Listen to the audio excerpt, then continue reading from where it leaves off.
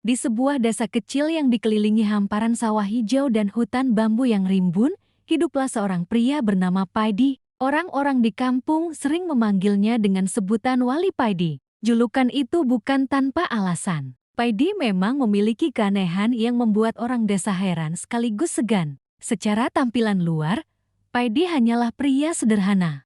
Tubuhnya kurus, kulitnya sawo matang, dengan wajah yang sering terlihat santai tanpa beban. Rambutnya agak gondrong, kumisnya tipis, dan pakaiannya selalu itu-itu saja.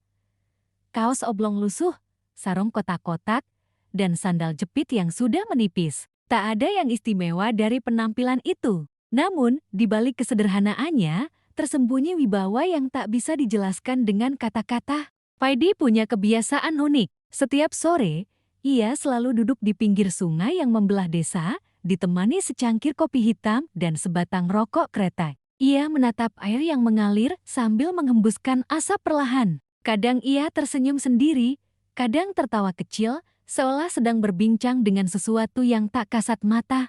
Banyak warga desa percaya, Paidi bukan orang sembarangan. Ada yang bilang ia keturunan wali, ada pula yang mengatakan ia mendapat karomah karena hatinya selalu ikhlas. Paidi sendiri tak pernah mengakui apapun. Jika ada yang bertanya, ia hanya menjawab santai, "Lawong aku cuma wong deso biasa. Sing penting aiso ngopi tenang, urip ra usah kebak drama." Kalimat itu selalu membuat orang tertawa, tapi sekaligus semakin heran. Sebab, entah mengapa, setiap kali ada masalah besar di desa, Paidi selalu jadi tempat orang mengadu. Pernah suatu ketika, sawah warga diserang hama tikus dalam jumlah tak terhitung. Warga panik, pestisida tak mempan, perangkap gagal, semua usaha sia-sia. Hingga akhirnya, mereka mendatangi Paidi. Alih-alih memberikan solusi rumit, Paidi hanya meminta segelas kopi, sebatang rokok, lalu berjalan ke tengah sawah sambil membaca doa pelan. Ajaibnya, keesokan harinya, ribuan tikus itu lenyap tanpa jejak. Sejak saat itu, orang semakin yakin bahwa Wali Paidi memiliki sesuatu yang tak dimiliki orang biasa. Namun, Paidi tetap hidup sederhana. Ia tidak pernah memanfaatkan keanehan itu untuk keuntungan pribadi. Ia tetap membantu warga, tetap bercanda, tetap ngopi di pinggir sungai. Sifatnya yang rendah hati membuatnya semakin dihormati.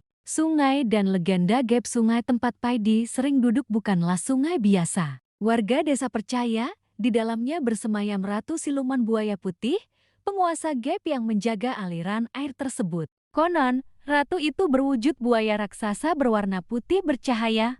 Namun, bila ia menghendaki, ia bisa menjelma menjadi seorang wanita cantik jelita dengan aura yang memikat siapapun yang melihatnya. Cerita tentang Ratu Siluman itu sudah turun-temurun. Para orang tua sering memperingatkan anak-anak agar tidak bermain sembarangan di sungai, apalagi saat malam tiba. Ada kisah bahwa siapapun yang berani merusak sungai, menebang pohon di sekitarnya, atau berbicara kasar di tepiannya, akan didatangi oleh siluman buaya putih dalam mimpi, lalu jatuh sakit berhari-hari. Tapi anehnya, semua aturan itu seolah tidak berlaku untuk Wali Paidi. Ia bisa duduk berjam-jam di pinggir sungai, merokok santai, bahkan kadang berbicara keras seperti sedang bercanda dengan teman sebaya. Namun, tak pernah sekalipun Paidi diganggu. Malah, banyak orang yang percaya bahwa makhluk gaib sungai itu justru menghormati Paidi. Ada kejadian yang membuat warga semakin yakin. Suatu malam, seorang pemuda desa mabuk pulang dari pesta. Dengan sombong, ia kencing sembarangan di tepi sungai sambil menghina, "Kalau memang ada buaya putih, ayo keluar, lawan aku." Besok paginya, pemuda itu ditemukan tergeletak lemas di halaman rumahnya dengan tubuh penuh luka cakaran. Ia demam tinggi dan mengigau menyebut-nyebut buaya putih. Semua orang gegar, hanya Paidi yang tampak tenang. Ia datang, duduk di samping pemuda itu, menyalakan rokok, lalu berkata, "Lain kali ojo sok jagoan neng dunyo gaib, wong urip kudu ngerti sopan santun." Setelah itu, ia berdoa sebentar. Ajaib, pemuda itu langsung sembuh. Sejak kejadian itu, nama Paidi semakin disegani. Bukan hanya oleh warga desa, tapi juga oleh makhluk-makhluk gaib yang menjaga tempat-tempat keramat. Kehidupan sehari-hari Paidi meski punya wibawa dan kisah-kisah aneh di sekitarnya, Paidi tetap menjalani hidup apa adanya. Ia tidak menikah, meski usianya sudah lebih dari 40 tahun. Banyak orang bertanya-tanya mengapa ia tidak mencari istri. Namun Paidi hanya tertawa, lawong urip diwewe enan. Or ana sing cerewet, or ana sing jaluk jajan. Eso ngopi kapan we? Jawabannya selalu membuat warga tertawa. Meski begitu, diam-diam banyak perempuan desa yang sebenarnya menaruh hati pada Paidi. Bukan karena ketampanannya, melainkan karena keikhlasan dan ketenangannya yang menyejukkan hati. Tapi Paidi seolah tak pernah tertarik membicarakan cinta atau pernikahan. Hari-harinya hanya diisi dengan rutinitas sederhana. Membantu warga, menjadi tempat curhat, lalu kembali duduk di pinggir sungai. Ada kalanya ia duduk hingga larut malam, menatap air yang memantulkan cahaya bulan. Warga yang melihat pemandangan itu kadang bergidik ngeri. Mereka yakin Paidi sedang berbicara dengan makhluk gaib. Tapi Paidi sendiri selalu menanggapinya santai, seolah semua itu hanyalah percakapan biasa. Pertanda aneh namun, sejak beberapa minggu terakhir, Paidi mulai merasakan sesuatu yang berbeda.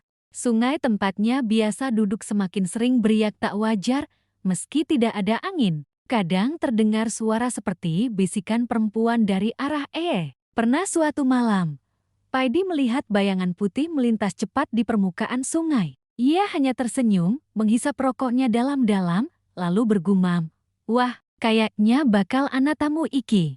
Paidi tahu sesuatu yang besar akan terjadi, tapi ia tidak merasa takut. Dalam hatinya, ia yakin apapun yang datang padanya hanyalah bagian dari takdir. Dan benar saja, kehadiran sosok itu tak lama lagi akan mengguncang desa. Sosok yang selama ini hanya dianggap legenda, akan muncul nyata di hadapan wali Paidi, membawa maksud yang tak pernah terbayangkan oleh siapapun.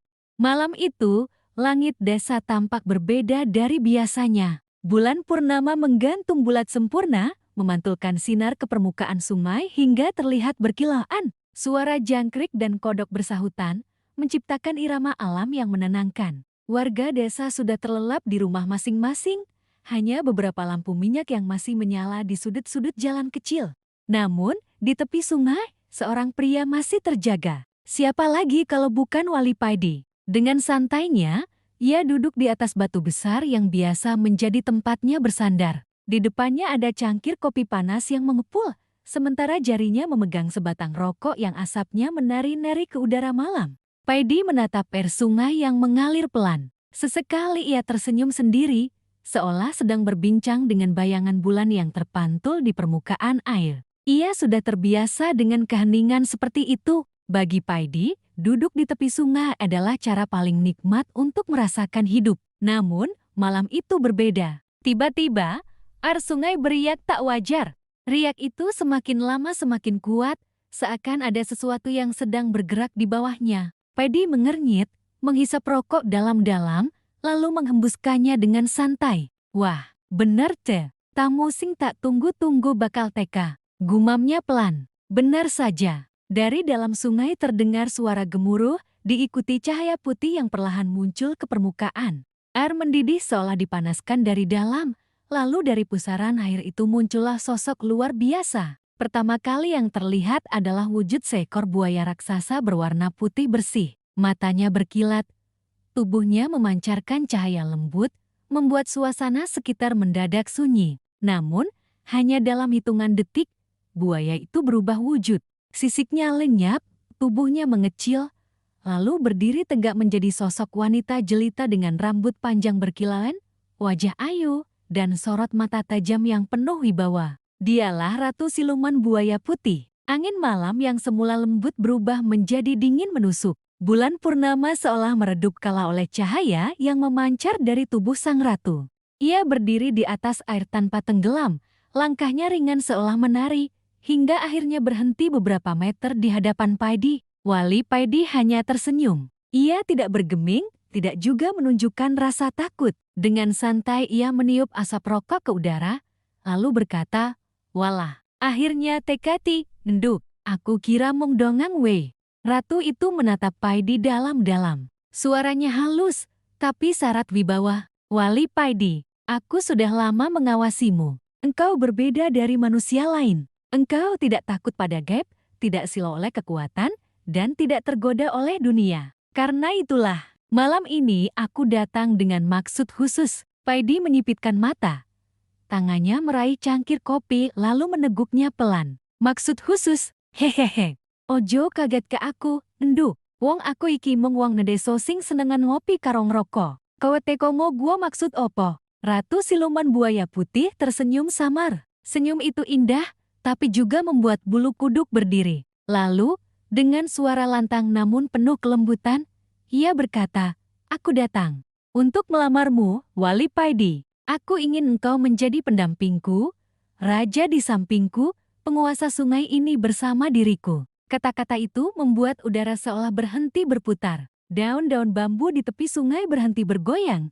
Suara jangkrik pun hilang, hanya suara jantung Paidi yang berdetak tenang. Namun bukannya terkejut atau panik, Paidi justru terkekeh. Ia menepuk lututnya, lalu tertawa kecil. Hahaha, kowe iki lucu, enduk. Wong aku iki nganggur. Or duo omah mawah, or duwe banda akeh. Kowe ratu. Aku iki wong kampung sing mung aiso ngopi. Lapi kok iso-isoni lamaran. Ratu itu tidak tersinggung. Ia justru melangkah lebih dekat, sorot matanya semakin dalam. Justru karena engkau berbeda, Paidi, aku tidak butuh harta. Tidak butuh kekuasaan dunia. Aku butuh hati yang bersih, jiwa yang tenang. Dan itu ada padamu. Aku tidak salah pilih. Paidi terdiam sebentar, lalu menyalakan rokok barunya. Ia menatap ratu itu dari ujung kepala hingga kaki, lalu menghela nafas panjang. Sing bener wei, enduk, wong aku iki wis tuwo, rambut meh putih kabeh. Lah kok kowe kepengin nikah karo aku? Nak warga desa ngerti, aeso geger kampung iki. Seolah menjawab kata-katanya, dari kejauhan terdengar suara-suara aneh. Riak air sungai semakin besar, dan dari balik pepohonan bermunculan sosok-sosok bayangan. Mereka adalah pengikut ratu, makhluk gaib berwujud manusia dengan wajah aneh.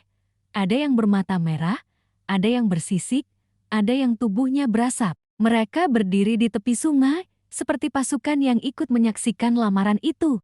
Paidi menggalang sambil tersenyum miring. Lah iki, koe ngogo rombongan kabeh te. Wah, nenek wong kampung ngerti, aeso melayu kabeh warjin. Ratu itu menatapnya semakin serius. Aku tidak main-main, Wali Paidi. Aku benar-benar ingin engkau menjadi pendampingku. Malam ini aku datang dengan niat tulus. Katakanlah, apakah engkau bersedia? Paidi tidak langsung menjawab.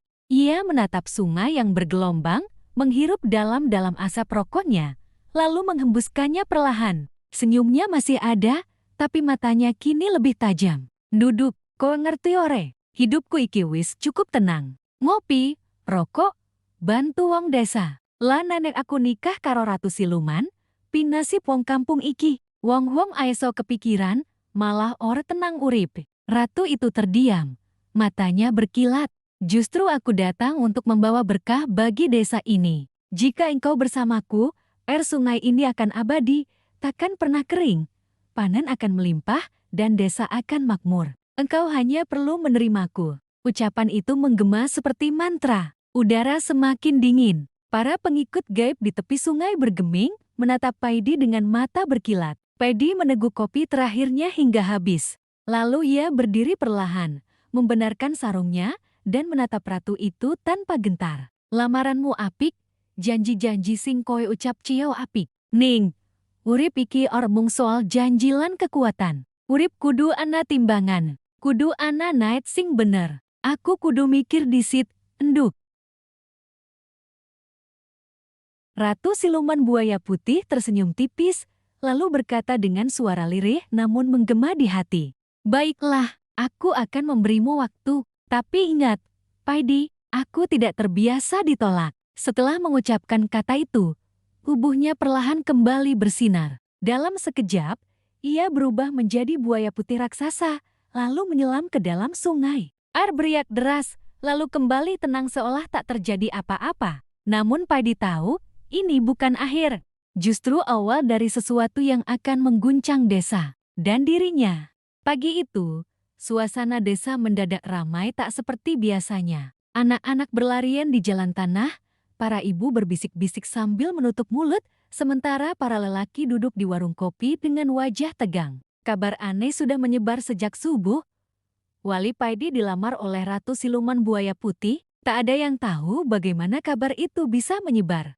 Padahal, semalam hanya Paidi seorang yang melihat langsung kehadiran sang ratu. Namun, entah lewat mimpi atau firasat gaib, banyak warga desa yang tiba-tiba merasakan sesuatu. Mereka mengaku mendengar bisikan suara perempuan di telinga mereka, mengatakan bahwa malam itu Ratu Siluman datang untuk melamar Paidi. Wah, iki, kok nganti buaya putih gelem lu melamar wong? Bisik seorang ibu di dekat sumur. Yo jelas, wong sing dilamar iku wali Paidi. Wong sak kampung we pada ngerti, deweke kuyor sembarangan. Sahut yang lain. Di warung kopi, perbincangan lebih panas. Lan anak bener Paidi nikah karo Ratu Siluman, ping nasib desa iki. Tanya seorang lelaki berusia 50 tahun. Apa yo esa makmur? Panen lancar? Apa malah kebawa bala nenek Paidi nolak? Sahut lelaki lain sambil menghisap rokoknya. Kabar itu akhirnya sampai ke telinga Paidi sendiri. Namun, bukannya panik, ia hanya duduk santai di depan rumahnya sambil menyalakan rokok. Seperti biasa, wajahnya tetap tenang, seakan kabar geger itu bukan masalah besar. Yo wes, wong-wong pada ngomong sakarepe. Aku urip yo wong ngono wey. Ning nenek tenan ratu kui teko manah, yo kudu dia depi. Gumamnya sambil menyeruput kopi. Kedatangan yang mengejutkan kegemparan itu mencapai puncaknya saat matahari mulai tergelincir. Langit sore yang biasanya memerah berubah menjadi kelabu. Angin bertiup kencang, daun bambu bergetar keras, dan burung-burung terbang berhamburan meninggalkan pepohonan. Warga desa mulai panik. Loh, iki kok mendung piteng? Padahal Arkono Odan, ujar seorang kakak dengan wajah pucat. Tak lama kemudian, suara gemuruh terdengar dari arah sungai. Air bergejolak seolah ada puluhan perahu besar yang datang bersamaan. Dari kejauhan tampak barisan sosok aneh berjalan menuju desa. Semakin dekat, warga bisa melihat jelas. Mereka bukan manusia biasa. Ada yang berwajah seperti manusia tapi matanya merah menyala. Ada yang tubuhnya dipenuhi sisik, sebagian lagi berasap hitam seperti bara api. Mereka semua berjalan teratur, membawa obor yang menyala biru. Di barisan paling depan, berdiri anggun seorang wanita jelita dengan pakaian putih berkilauan. Dialah Ratu Siluman Buaya Putih, datang bukan sendirian, melainkan dengan rombongan pengikut gaibnya. Warga desa berlarian ketakutan. Ada yang menutup pintu rapat-rapat, ada yang bersembunyi di balik pohon, bahkan ada yang pingsan karena saking takutnya. Namun, sebagian warga tetap nekat mengintip dari kejauhan. Rasa penasaran mereka mengalahkan rasa takut. Rombongan itu berhenti tepat di depan rumah Paidi. Suasana mendadak hening. Angin yang semula kencang tiba-tiba berhenti, seolah menunggu apa yang akan terjadi. Prosesi lamaran Ratu Siluman melangkah maju. Dengan suara lantang namun lembut, ia berkata, "Wali Paidi, aku datang membawa maksudku dengan sungguh-sungguh. Malam tadi aku sudah menyatakan niatku, dan malam ini aku datang bersama pengikutku untuk melamarmu secara resmi." Warga yang mendengar dari kejauhan terperangah. Sebagian berbisik ketakutan. "Gusti, tenan iki lamaran gaib. Paidi kudu nampa, nenek orang." Aeso ciloko kabeh. Paidi yang duduk di kursi bambu di beranda rumahnya hanya menghela nafas panjang. Ia memandang rombongan itu dengan mata setengah terpejam, lalu berkata santai, "Walah, nenek lamaran kok rombongan nganti ngono akeh. Rasane kaya mantenan wey." "Ning, yo wis, tak rungoki maksuda." Ratu itu lalu mengangkat tangannya. Seketika, para pengikutnya membuka nampan besar berisi berbagai persembahan. Emas yang berkilauan, perhiasan berwarna hijau seperti batu zamrud, dan kendi berisi air bercahaya. Cahaya persembahan itu begitu terang, sampai wajah warga yang mengintip dari kejauhan ikut berkilau. "Ini adalah tanda kesungguhanku, Wali Paidi. Jika engkau menerimaku, maka semua ini milikmu. Dan lebih dari itu, desa ini akan makmur, panen melimpah, sungai tak akan pernah kering." Ucapan itu membuat sebagian warga semakin panik. Mereka berbisik-bisik, bahkan ada yang langsung datang mendekati Paidi. "Lah, Pak Paidi, nampa we lamaran kui, iki demi desa, demi anak putu kabeh." Seru seorang lelaki paruh baya dengan suara gemetar. Yo, nampa wei, Mas Paidi. Nenek ditolak. Aku wedi bencana. Tambah yang lain. Paidi terdiam, wajahnya tetap tenang meski sorot matanya menunjukkan ia sedang berpikir dalam. Ia menghisap rokok dalam-dalam, lalu menghembuskannya ke udara. Duduk, kowe teko karo persembahan akeh, karo janji sing manis. Ning uripku yo remung soal emas lan benda. Kowe ngerti oren? Nenek nikahku yo remung nguntung ke si jiwong. Ning kudu nyeneng ke kabeh? Ratu itu tersenyum samar, matanya berkilat. Aku tahu, Paidi, tapi dengarlah. Aku tidak terbiasa ditolak. Jika engkau menolak lamaran ini, maka bukan hanya engkau, tapi seluruh desa akan merasakan akibatnya. Warga yang mendengar langsung berteriak ketakutan. Ada yang menangis, ada yang bersujud di tanah, memohon agar Paidi menerima lamaran itu. Pak Paidi, demi Gusti, nampa we, aja nganti desa iki ciloko. Yo, Mas Paidi, kowe iki pangarepane wong kampung. Nek or gelem, kita kabeh sing tanggung resiko. Kini, Paidi benar-benar berada di persimpangan. Hatinya tak ingin menikah dengan makhluk gaib. Namun, tekanan dari warga dan ancaman ratu membuatnya sulit untuk menolak. Ia menatap dalam ke arah Ratu Siluman, lalu bergumam lirih, "Walah, iki pijal." Tekanan semakin kuat sore itu berubah menjadi malam penuh ketegangan. Rombongan gaib masih berdiri di depan rumah Paidi. Warga masih berkerumun dengan wajah cemas, sementara Paidi tetap duduk di kursinya, memikirkan langkah apa yang harus diambil. Di dalam hatinya, Paidi sadar, inilah awal dari konflik besar yang akan menentukan nasibnya, juga nasib seluruh desa. Malam itu, langit seperti retak oleh kilatan petir. Angin berputar kencang, membawa aroma lumpur dan bau amis darah. Rawa tempat buaya putih bersemayam mendadak bergolak, airnya bergelora seperti samudera yang dilanda badai. Dari dasar kegelapan, muncul suara ratusan buaya menggeram, seolah ikut bersiap menyaksikan benturan takdir antara Wali Paidi dan Ratu Siluman Buaya Putih. Ratu Siluman berdiri anggun di atas air. Gaunnya berkilau, separuh tubuhnya menyala dengan cahaya perak, namun di balik kecantikannya, aura kematian terasa begitu kental. Matanya menatap tajam Wali Paidi, bukan lagi dengan kelembutan, melainkan dengan bara kemarahan yang membara. "Paidi," suaranya menggelegar. "Kau menolak cintaku. Kau menolak kehormatan yang kuberikan. Apakah kau tahu, penolakanmu itu sama saja dengan penghinaan terhadap seluruh kerajaan Buaya Putih?" Paidi hanya berdiri tenang di tepian rawa, rokok kreteknya masih terselip di bibir. Asapnya melayang pelan, kontras dengan badai yang semakin menggila. Ia mengusap mimamah di kepalanya, lalu menjawab lirih namun tegas, "Aku tak pernah ingin menghinamu, Ratu. Aku hanya seorang manusia biasa yang tak pantas menerima lamaranmu. Cintaku hanya untuk Sang Pencipta, bukan untuk dunia gaib, apalagi dengan ancaman." Ucapannya membuat rawa bergemuruh. Ratusan buaya muncul ke permukaan, menggeram dengan taring-taring mengerikan. Ratu Siluman mengangkat tangannya, lalu seketika puluhan buaya meloncat ke arah Paidi.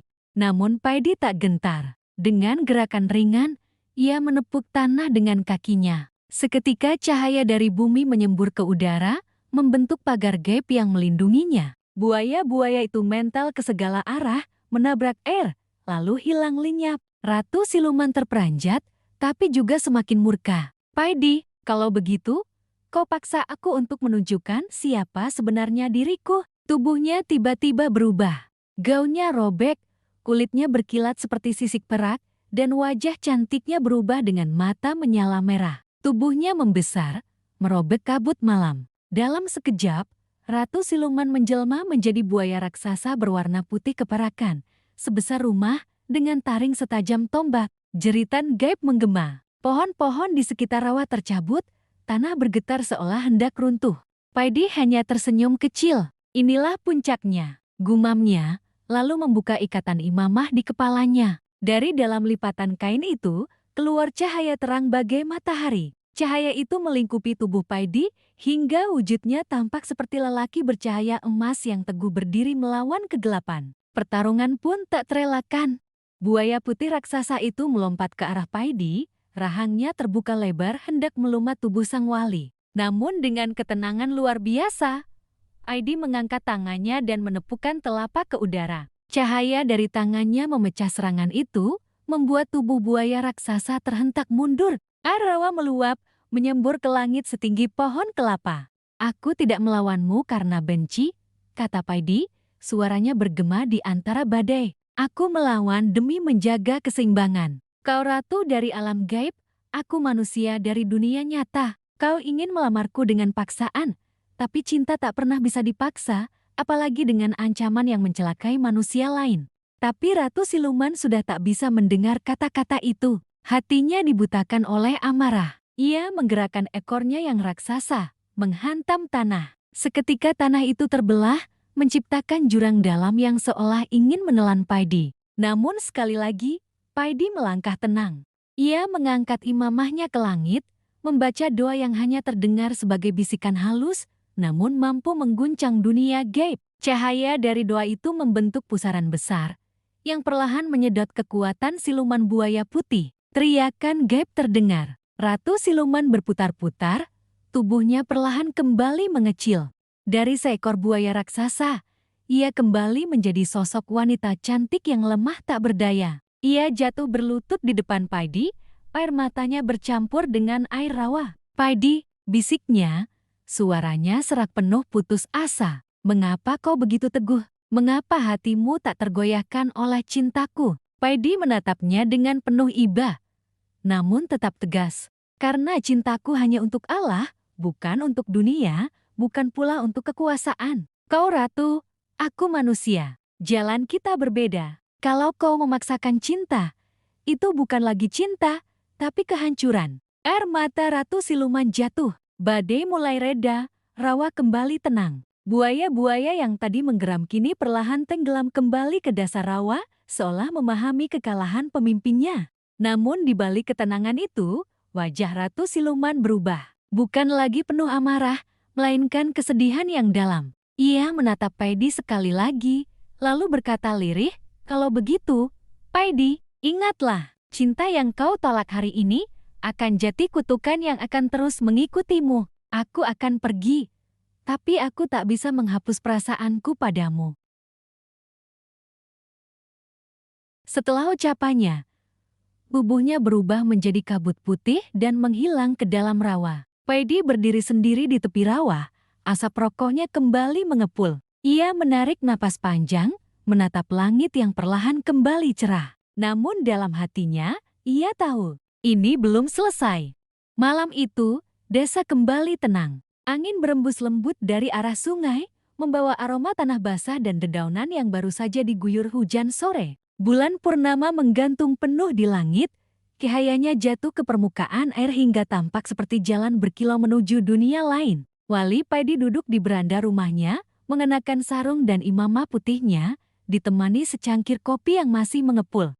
Namun hatinya, meski tenang di luar, masih bergejolak di dalam. Bayangan peristiwa beberapa hari lalu belum sirna dari pikirannya. Pertarungan batin dengan Ratu Siluman Buaya Putih, penawaran cinta yang tak pernah ia duga, dan keputusan untuk menolak demi menjaga kesucian hidupnya sebagai wali semuanya masih segar, seolah baru terjadi kemarin. Paidi sadar, pilihan itu bukan sekadar keputusan pribadi, tetapi juga demi keselamatan dan masa depan desa. Namun, yang membuatnya sulit tidur beberapa malam terakhir adalah pandangan mata sang ratu di akhir pertemuan mereka. Mata itu bukan lagi mata penuh amarah atau keangkuhan. Ada luka, ada kerinduan yang sulit diungkapkan. Seperti seorang perempuan yang akhirnya harus mengalah, meski hatinya tetap mencintai. Di dasar sungai, jauh dari pandangan manusia, Ratu Siluman Buaya Putih duduk di singgasananya. Istana kristal yang dibangun dari batu giok putih berkilauan seakan muram tanpa cahaya. Para pengikutnya menjaga jarak, karena mereka tahu sang ratu sedang murung. Salah satu dayang mencoba mendekat, namun hanya menerima lirikan tajam. "Pergilah, biarkan aku sendiri," ucap sang ratu pelan, tapi penuh wibawa. Begitu dayang itu pergi, Ratu Siluman Buaya Putih menengadah, menatap permukaan air di atasnya yang berkilauan diterpa bulan. Hatinya sakit. Ia penguasa yang disembah para siluman dan jin-ar ternyata kalah oleh keteguhan hati seorang wali desa yang sederhana. "Aku tidak menyesal mencintamu, Paidi," bisiknya lirih. Meski aku harus merasakan penolakan paling pahit, cintaku padamu tidak akan mati. Air mata jatuh dari matanya, berubah menjadi mutiara yang tenggelam di dasar istana. Beberapa hari kemudian, Wali Paidi kembali berkeliling desa. Ia membantu warga memperbaiki tanggul sungai yang jebol, menenangkan orang-orang yang masih trauma akibat kejadian siluman buaya beberapa waktu lalu, dan menanam kembali pohon-pohon di sekitar tepian air. Namun, malam itu, ketika ia sedang berdoa di tepi sungai, terjadi sesuatu yang mengejutkan. Air tiba-tiba beriak. Dari kedalaman, muncullah sosok ratu siluman buaya putih. Bukan dengan tubuh buaya raksasa seperti sebelumnya, melainkan dalam wujud perempuan anggun bergaun putih, rambut panjangnya terurai, wajahnya berseri tapi sembab karena tangis. Paidi tidak terkejut. Ia hanya menatap dengan mata teduh, seolah sudah tahu bahwa pertemuan terakhir memang belum selesai. Aku datang bukan untuk memaksamu lagi, ucap sang ratu dengan suara bergetar. Aku tahu, hatimu tidak bisa dimiliki. Aku datang hanya untuk mengucapkan terima kasih, karena kau membuatku belajar bahwa cinta tidak selalu berarti memiliki. Paidi tersenyum tipis. Cinta sejati memang begitu, Ratu. Ia lebih indah bila menjadi pengorbanan, bukan sekadar nafsu kepemilikan. Air mata kembali mengalir di pipi sang ratu. Aku akan pergi, meninggalkan sungai ini. Aku tidak ingin kehadiranku mengganggu desa dan orang-orangmu lagi. Tapi ketahuilah, Paidi, di dalam hatiku, kau akan selalu ada. Selamanya. Paidi menunduk, lalu berdoa dalam hati agar Allah memberi hidayah dan jalan terbaik bagi makhluk itu. Ketika ia membuka mata, sosok ratu siluman buaya putih sudah perlahan menyelam kembali, meninggalkan jejak cahaya putih di permukaan air. Sejak malam itu, desa benar-benar damai. Tidak ada lagi gangguan dari siluman, tidak ada lagi banjir besar yang misterius, dan warga bisa hidup dengan tenang. Namun, Wali Paidi tahu, jauh di suatu tempat, ada seorang ratu siluman buaya putih yang sedang mengembara, membawa cinta yang tak pernah padam. Paidi kembali menjalani hari-harinya dengan sederhana, mengajar anak-anak mengaji, membantu orang desa bertani, dan menasihati siapa saja yang datang padanya. Namun di hatinya, ia menyimpan sebuah rahasia bahwa pernah ada cinta dari dunia lain yang datang melamarnya. Cinta yang ia tolak, tapi juga ia hargai dengan doa. Dan setiap kali ia duduk di tepi sungai, menatap air yang berkilau diterpa bulan, Paidi akan tersenyum sendiri. Semoga kau bahagia di tempatmu, Ratu, bisiknya pelan. Cinta memang tidak selalu berakhir dengan kebersamaan. Kadang, cinta sejati adalah ketika dua hati rela berpisah demi kebaikan masing-masing. Dan begitulah kisah Wali Paidi dengan Ratu Siluman Buaya Putih, kisah cinta yang akan tetap hidup dalam bisikan angin malam dan riak tenang sungai yang abadi.